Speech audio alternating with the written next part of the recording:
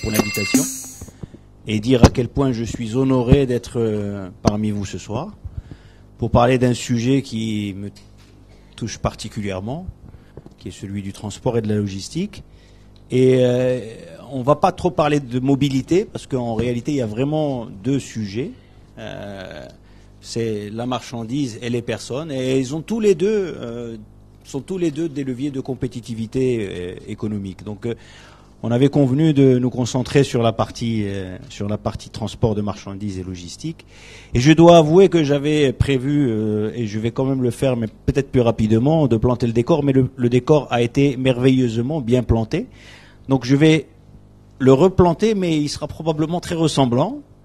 Et je voudrais vous parler, en fait, j'ai prévu de faire une introduction en 4 points. La première, c'est de rappeler rapidement en quoi ce secteur est important, de donner un aperçu de ce secteur dans notre pays, de vous dire ce que je pense être les enjeux, pour ma part, de ce secteur, les principaux, bien sûr, et puis de vous dire comment le ministère du Transport et de la Logistique voit son action pour faire de ce secteur un levier de compétitivité pour notre pays. C'est sur ces 4 points que je vais aller rapidement. Alors, le secteur dans le monde, bien sûr, un facilitateur pour le commerce. En 2020, transport maritime a représenté plus de 80% du volume des échanges mondiaux. En volume, 70% en valeur. En Europe, par exemple, le transport ferroviaire représente 18% du marché du transport de marchandises. Et le routier, dans le monde, s'accapare 80% du volume total de fret terrestre. Au Maroc, le transport routier est dominant au niveau domestique, avec 85%.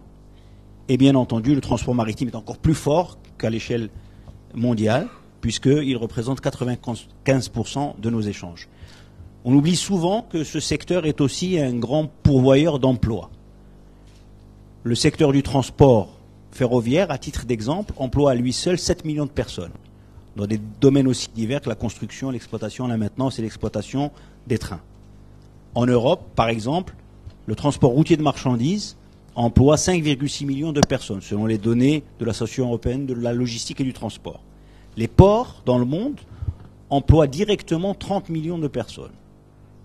Mais, à titre privé, aujourd'hui, Amazon, seul, emploie presque 1 million de personnes dans le monde entier. Au Maroc, ce secteur emploie environ 450 000 personnes. Le secteur automobile, qui est une industrie très très forte aujourd'hui dans notre pays, à titre de comparaison, en emploie 160 000. Alors, le secteur au Maroc, comme cela a été dit, et sous l'impulsion de Sa Majesté le Roi, que Dieu l'assiste, le secteur a connu de profondes transformations pendant les 20 dernières années. On peut citer, et toutes ces transformations sont allées dans la même direction, qui est une direction de libéralisation et d'ouverture, en réalité, des marchés. La libéralisation du transport routier de marchandises, comme vous l'avez indiqué, l'ouverture du ciel pour le transport aérien, la libéralisation du transport maritime de marchandises, la réforme portuaire pour la libéralisation des services portuaires, l'Open Sky avec l'Union européenne, la stratégie nationale de la compétitivité logistique, on y reviendra tout à l'heure, à l'horizon 2030, et la création de l'AMDL qui a eu lieu en 2011 pour pouvoir justement mettre en œuvre cette stratégie. En parallèle de ces stratégies d'ouverture ou de réformes sectorielles, de grands projets d'infrastructure, sous l'impulsion de Sa Majesté, que Dieu l'assiste.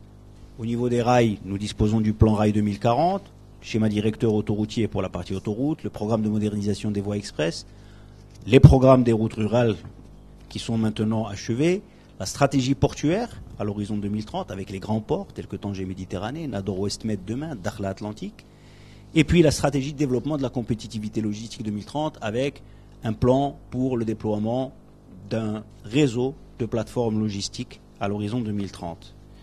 Aujourd'hui, le Maroc, comme vous l'avez indiqué, dispose d'un capital très important, 58 000 km de route, 1800 km d'autoroute, 1700 km de voies express, 2300 km de chemin de fer, dont 200 à grande vitesse, qui a été une rupture extraordinaire pour notre pays, 43 ports, dont 13 sont ouverts au commerce international, 26 aéroports, dont 19 sont ouverts à l'international et qui sont connectés à plus de 150 destinations.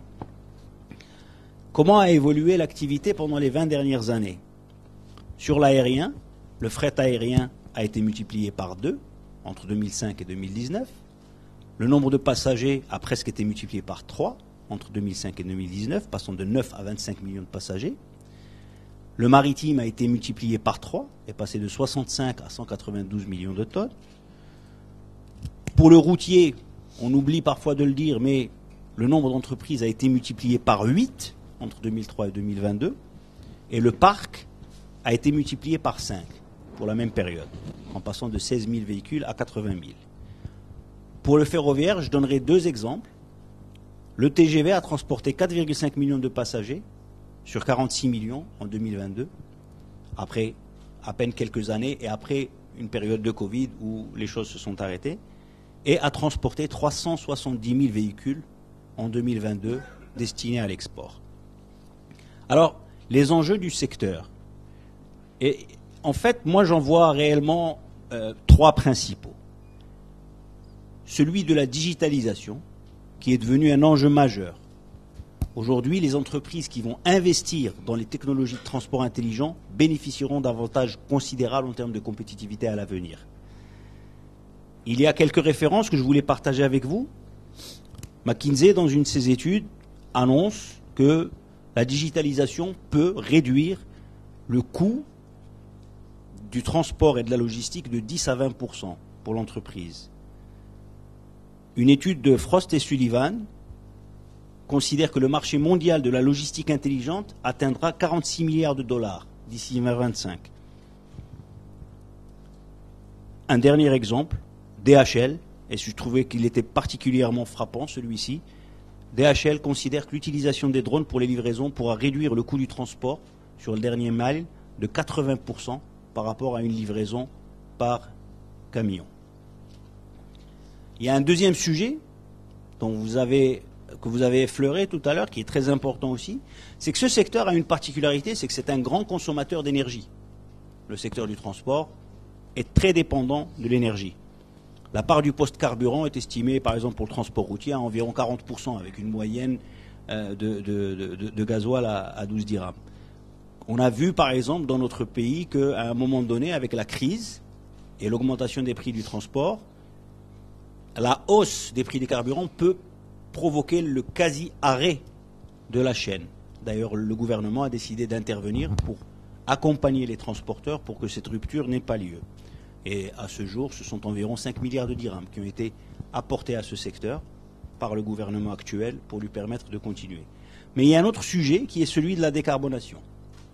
Demain, il y aura des taxes aux frontières qui seront liées aux tonnes de CO2 qui seront attachées à chaque produit.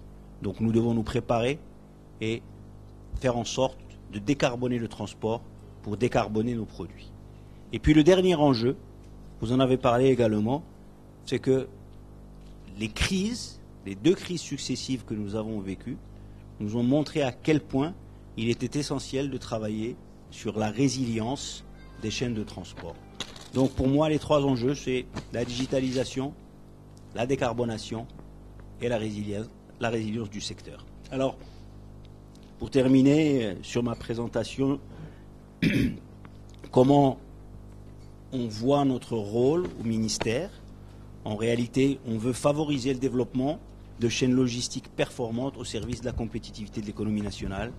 Et cela découle d'un certain nombre, bien sûr, des orientations royales, du nouveau modèle de développement, des besoins de l'économie nationale, des enjeux dont nous venons de parler et du programme du gouvernement.